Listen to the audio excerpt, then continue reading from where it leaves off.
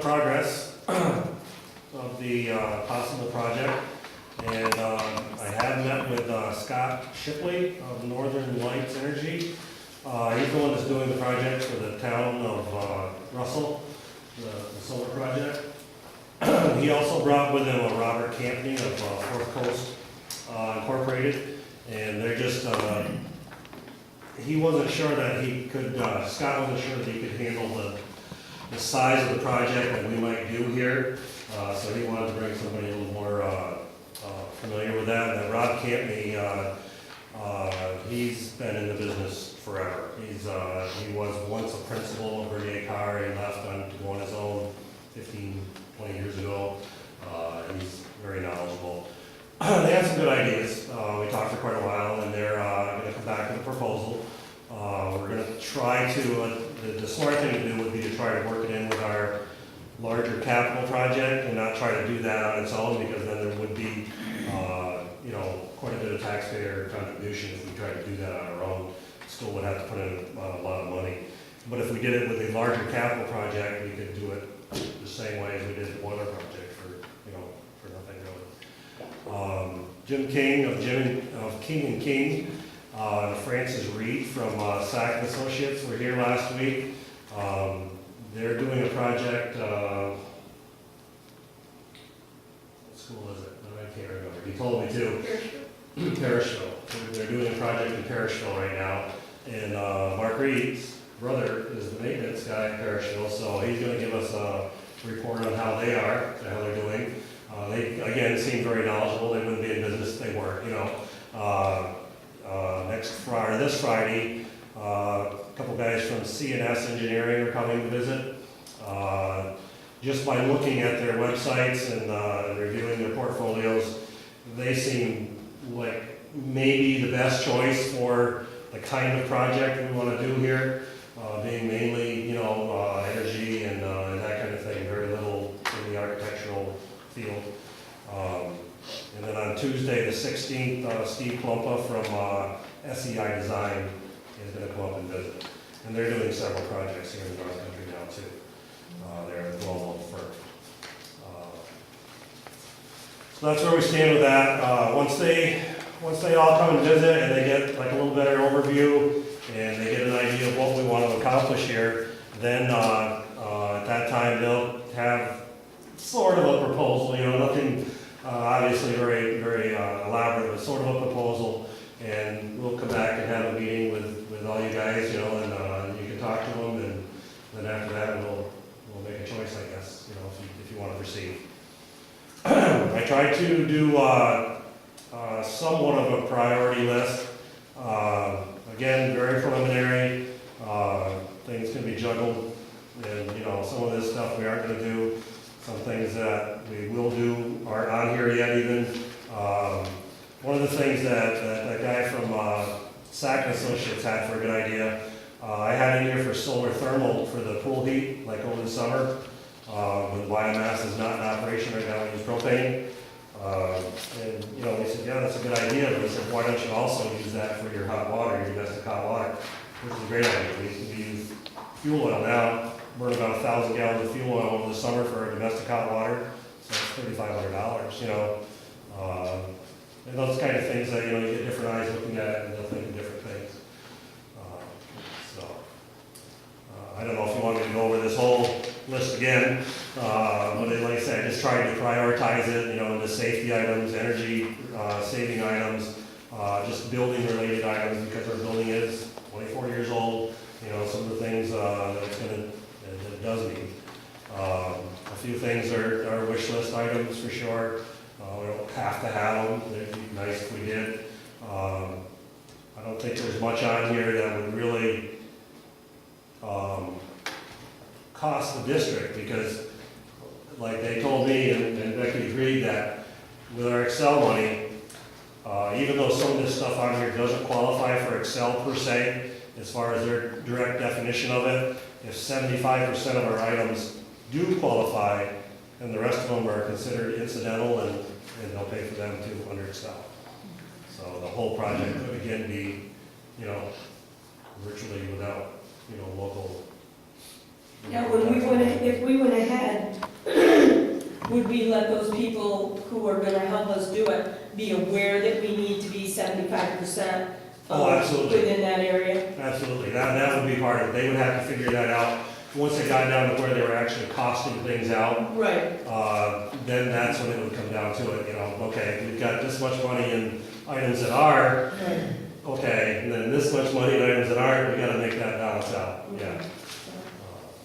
You know, unless it's something that everybody really wants, and then, you know, you can look at it from there too, from that point of view.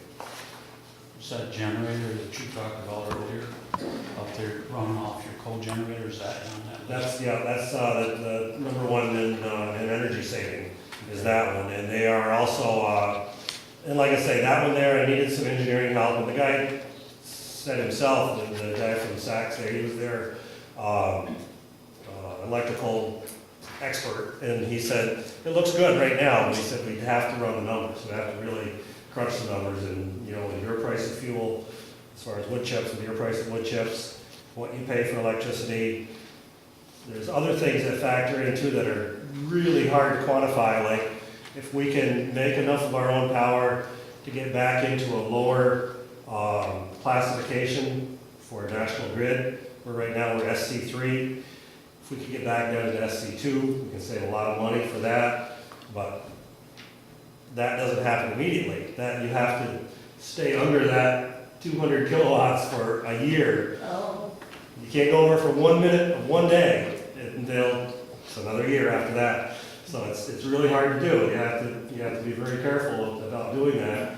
And if we can drop back down. And another thing that they mentioned that I know is coming, I've seen some stuff from National Grid. The SC3 customers, their large customers, and even some of their smaller customers are gonna go to, and maybe you've heard of the hour-by-hour demand. They're doing some with distribution too, aren't And well, that, and it all kind of ties in together, but this hour-by-hour demand, now they're going to measure your demand every second of every day. They got these smart meters that can do it. It's not a chore for them, it just sends back to a computer. And if whatever your peak is for that minute, they'll charge you for the whole hour. It used to be 15 minutes, what the peak was for 15 minutes would be for the day. Now they're going hour to hour. It's gonna cost more, it will. You know, they don't do that for nothing. They know it's gonna cost more. So anyway, if we can avoid some of those peaks, and that's the other thing, that this generator thing has to come into play, even though it may not be, super efficient for us to burn the wood chips to make the power, just on a cost-by-cost basis. If we could do it just to take those peaks off, then we could save, from there farther without even running the generator, just take the peaks off. So, all that stuff is really, really hard to get all together. Can we put like a bigger generator out beside your other generator to take over the problem we had a while ago, because that generator wasn't large enough to run your coolers, I guess, or something, but burning cars estimate anymore? Well, what the whole issue there is with that is that there's, according to code, there's certain loads that can be tied to an emergency generator. And they have them classified in life safety and then just things that you need and then things that you want, and all that, it all breaks down. And what it is the life safety loads, the absolutely critical loads, like emergency lighting, fire alarms, that kind of stuff that's absolutely critical for life safety. They have to be on a separate generator, battery pack, whatever it is, a separate power source of its own. And that's what Bernier Carr's problem was with ours, and that's what the deal is. So it's not that it wasn't big enough and it wouldn't handle it, that's never been an issue. It's that the type of loads that are tied to it. So yes, we have to do something with that. Yeah, we could put in a larger generator to shave these peaks, but again, with the cost effectiveness, this generator would run off wood chips, which would be fairly cheap. The other generator would probably run off either propane or fuel oil, which would be fairly expensive. So that would skew it even farther, the other way. John, our annunciator panels and our exit signage, emergency signage, they run off battery backup or don't they? They do not They right do now. not right now. They run off generator, yeah. Have you looked at the trade-off of having your emergency lighting battery backup and your panel battery backup versus generator upgrade? Absolutely, Yeah. absolutely. I kind of think that's the best way to go. Yeah. Another thing they're looking at too is the fire pump out there. That's one of Mhm. the big issues is the fire pump. It's electric, it's 50 horsepower. Mhm. When that thing kicks on, it's a lot of juice. Yeah. We've got one area, less than 2% of our building has got a sprinkler system. And that's just over top of the stage. There's about 10 sprinkler heads there. That's the only thing that unit is really there for. And they're thinking about putting in a small diesel pump out there for that load. Right. And that would, take away that 50 horsepower load on our generator too. And give it, more for something else. That might be something that CNS or SACS can look at from an energy trade-off for the emergency lighting and the fire panel. Absolutely. Because typically that's what we've done all our, that's all battery backup. Yeah. It has to be tested monthly. Oh, yeah, yeah.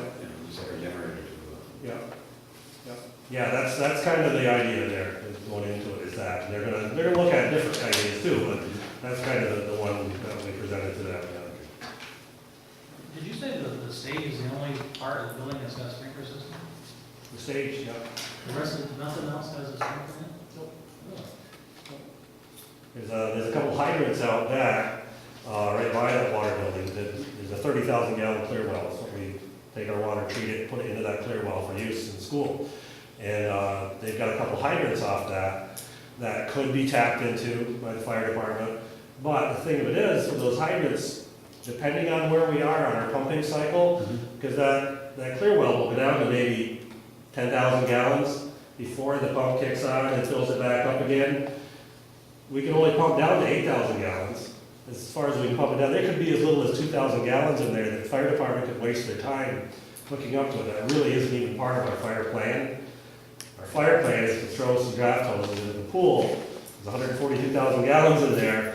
That's where their water supply is. That's our whole fire plan. It's not to hook to those hydrants. So, to tie up our whole generator system and everything just because of that seems a little foolish, but. The water storage you're talking about, is that underground thing? Underneath, yeah. That never worked out, and that's why they put it there.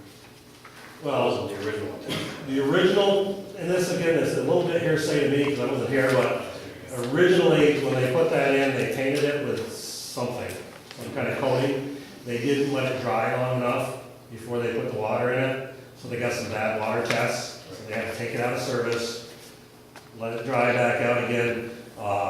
It hasn't been, since I've been here, that part of it hasn't been a problem. It's just they didn't allow the stuff to cure it properly, So that hasn't been an issue. That's the only purpose. That's the only, yeah. So, like I say, if there's, I don't know if there's anything else on here you guys want to talk about. No, Frank's additional requests. Frank did put in some requests, and I did add that to it. Why would we need a water softener in bus garage? We don't have to have one. What the complaint has always been up there, and I don't know, maybe Rick does this over there, when they wash the windows, Tom knows, when they wash the windows, It drops all the. they get spotted, and it's, because we have a lot of hard water, very hard water. So anyway, that's the whole issue, so they can wash the buses without the point residue on the buses. Do you have to soften your water for most of your boiler? Yes, So is there a boiler in a bus garage? Separate boiler or? it's not anymore. There is one still there, which is just decommissioned, Okay. because we heat from here now. But what my idea is for that, when they put in our new boiler room, our biomass boiler room, they put in a water softener for that. I told them I didn't need it. I really don't need it, because I soften my water down here for my water. When I add water to the system, the whole system, I add it from down here. Okay. So I was going to take that system out there, that's in the biomass, and put it over the bus garage. The actual cost of the system would be nothing, it would just be moving it.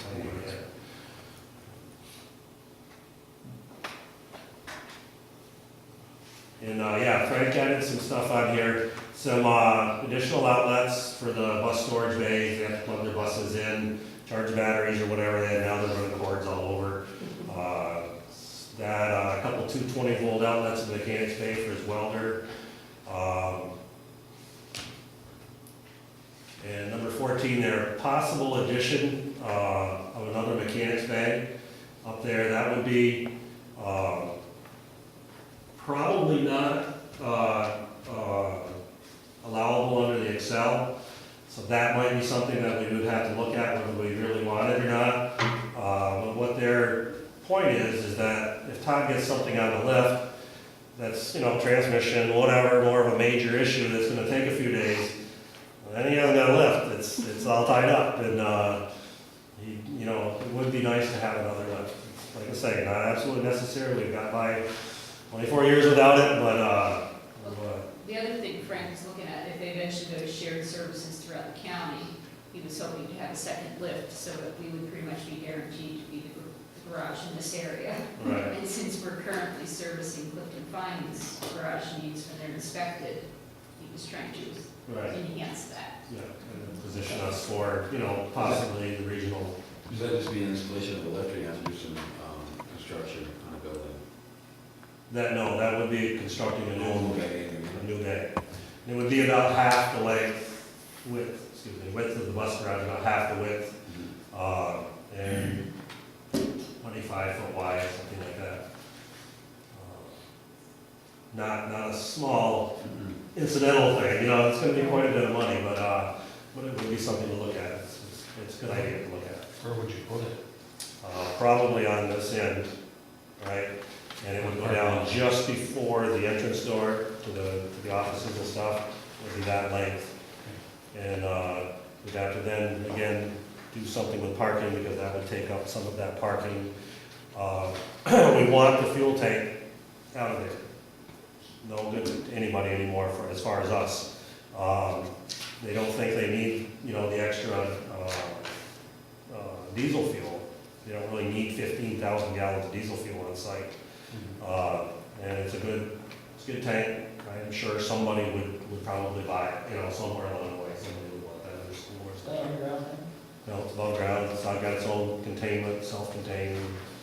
Somebody would probably want it. And then we could expand over with the parking lot, over a little farther, When you're doing this, John, is there, I'm sure you do building surveys, is there any fire doors that aren't working properly, any other life safety things that we should look at to make sure that we're in full code compliance if you're gonna do a project, let's pick up all those little things. Yeah. And that's something that I talked to these guys about, like I told them, I said, this isn't, the whole list. If we really decide to do a project and we get into it, then we will pick through, room by room, and we'll get things done. Because as long as you're doing it now, it's probably a good time to start looking at it. Absolutely, yeah. Like you said, 24 years old. I'm saying it's a lot cheaper to do it here than to do it out of our local budget, John, I was up for the soccer game, I'm making a refreshment area down there. If there ever any intention of putting water in there, piping in. I really thought of it, but, I know one thing that it would be nice is to have some kind of a ducted, smoke hood in there. I think. Yeah. If we're gonna use it for cooking, there could be some upgrades in there, no doubt, yeah. Could that be part of this project? It could be, I can add it on here, and it could be, it probably wouldn't be Excel aidable, so that would be one of the things that we might have to juggle with at the end. But Question, we wanted to talk about athletic fields, is there any requirement to have ADA access to the fields? Because right now it's quite a walk from many of the parking areas across uneven terrain, grass, et cetera. Is there? not that I know We have given several people permission that have asked to drive across the field. And I've asked them to stop and see John before they drive across I've the just seen field. a lot of people come in the lower part here by the new They soccer do, field yeah. and park up. I mean, I know there's a lot of grandparents that Right. get to the games that have a hard time getting there, it's a long walk from. of. It is. It is. It is, yeah. I didn't know if there was any ADA compliance things that we need to be aware of to get allow access? Not that I know of on the fields, but not saying that, you know, Just saying that little things like that, if you're, I'm Yeah. trying to think about that. you know, Even the walkway that was paved, you could get across with a walker or wheelchair, something that can make it a little bit more accessible to those people.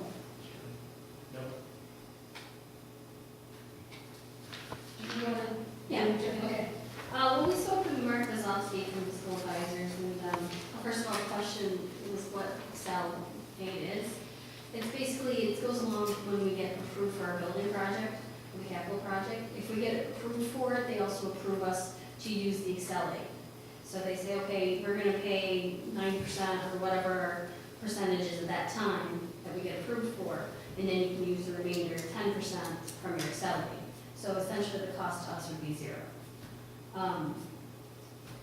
If we were gonna do the capital project, we would probably wanna vote by December or January at the latest in order to get it done for next year. He did recommend a couple architects, he said SEI Design, which John had already discussed, King, Bernier Carr, which we decided not to go with. But, so he did give us a couple suggestions. We also, and he did say that the incidental cost for the parking lot or anything that really normally wouldn't be fundable, it would be under the incidental cost, whatever that cost would be. So we could get the parking lots done, even though normally we can't. And that's 25% of the total. He didn't give me the amount. John got the amount from one year. yeah, one of the architects said that typically that's what they do, is 75, 25. So, but I mean, these architects also, they work with school, they work with state aid, so they probably know. And we would also run everything by fiscal advisors before we did anything. He also gave us another option that if we decide not to do the capital project, we could do what's called an energy performance contract. That would be strictly for any of the lighting, any of the energy saving costs. They would have to, the savings would have to exceed the costs. Over That's- what period? They say. You didn't say what period. If you do that, can you access any Excel aid in that project? He said it's much more difficult to use the Excel. Okay. And that was, I think he said 90%. So we would be responsible for 10%. Right. That would not need to go to the voter stuff. So that would not need to go to the vote. And it would also take probably a year and a half to even get that started. SED is really tough on the performance contract. Well, I don't think we're looking at any percentage of our own expense, whether it be 10 or Yeah, whatever. I think you're right. Really, it would be foolish to, with what we've got for Exceling, you know, it'd really be foolish not to use it. But I just wanted to give that option because we discussed that. Yeah. There's also other grants like from NYSERDA and National Grid. And if we did use that, that would also decrease the cost of what our capital project would be. So if we got approved for that, came in, they can get us a grant and reduce our cost. So there's also that option that even if we do, say, 2.5 million, it might only cost us 2.4, 2.3 with grants. And again, that is funded by the state. With Excel aid, it would be virtually no cost to us, assuming we come in under, and we get approved for everything. Does the SED have to approve the scope of the project? Yes. But they're quicker to approve the capital projects than we performance. John, how are roads still in good shape? Should we be looking at roof repairs anywhere? Well, the roofs are pretty good. The pitch roofs were due in 2004. All of our flat roofs were replaced in 2009. And they've got 20-year warranties on them, so they're pretty good. Not saying a windstorm couldn't blow it off tomorrow, but we have insurance for it too, I guess. I didn't know they were going to replace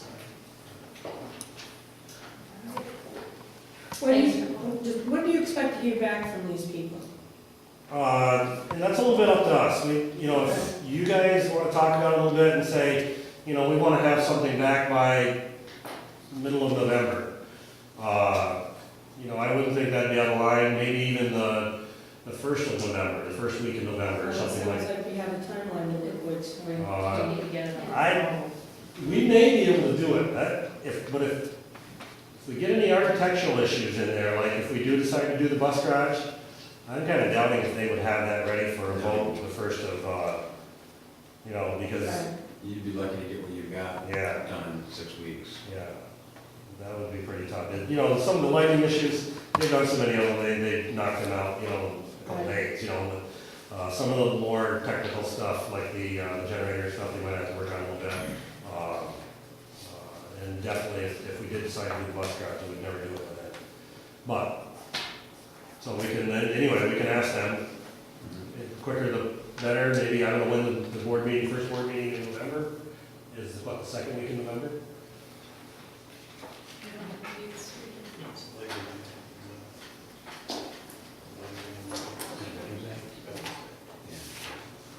Veterans Day is It's 13th. Okay, so that would give all of them, except for the SEI, that'd give all of them a month, They should be able to have a fairly decent proposal by then, I would think.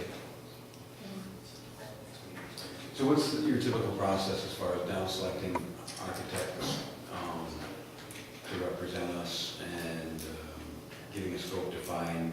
Do we ask these guys to come and give us a presentation on what? Because John just kind of gave the scope of our wishes, Mhm. has come up as we're talking to them, and then our next step would be set a date, set a time, and then have them come to the board, make presentations. It's just when we were initially starting this, that's what we were trying to get it out there to see what the interest was in the board. And there's certainly enough now to report that needs to be done, and some of the other things are wishes, but we are to the point where some of ours, we need to get going. Well, I think that this is, I can see the need for a lot of these items, and I think if it's something that we get at no cost to the district, then that may not be forever. I mean, the state may not be so generous, so you should take your money when offering it. Well, the 6L, I'm pretty amazed it's still there now, even. Right. Most districts have used it, it's gone, they don't have it anymore. We've got significant amount of money in that Excel. It would be a shame just to leave it on the table and then take it away. So then should we shoot for telling them, we want proposals by like November 5th, so that we have them in enough time to be able to look at, So if you and give try to them, schedule them to actually come to the meeting in November? if you give them 4 weeks, it's not too bad of a time for them to kind of put something together based on our needs. Yeah. There's no reason why could they present during the next board meeting? Is that what you would propose, or that- If we're looking to try to get it to voters in December or January, that really cuts, because how much time do you need, Kay, to put out? That's what I was thinking. Right. So is these projects something that you want to start the last day of school and have complete by the first day of school in September of 2013? That's a wish, but that never Yeah. happens. Well, You'd like to start though as soon as possible, at the end of June. And that's where, if we go too much longer, we're not even looking at starting in the summer. Get the most done in the building in that amount of time that we can, and then we. Like the windows, the Right. lighting, stuff like that, is really invasive. Right. The boiler room stuff, the generator, they can kind of work on that while school's in progress and, things like that. But, it's pretty ambitious to get it for this year now. It's gonna be ambitious. Mhm. So I think everything we're doing is great, and depending on when we think we can get approval for funding based on the scope. But I wouldn't want to move so fast that we miss something, And that's, or we do something wrong. I don't want to either. You're right, we need to make sure it's right, not just quick. Right. Yeah. Unfortunately, because our window of opportunity for building is kind of defined for us, it is a little bit late to start to try to be ready by then. I mean, to say we're going to be ready in 8 months is.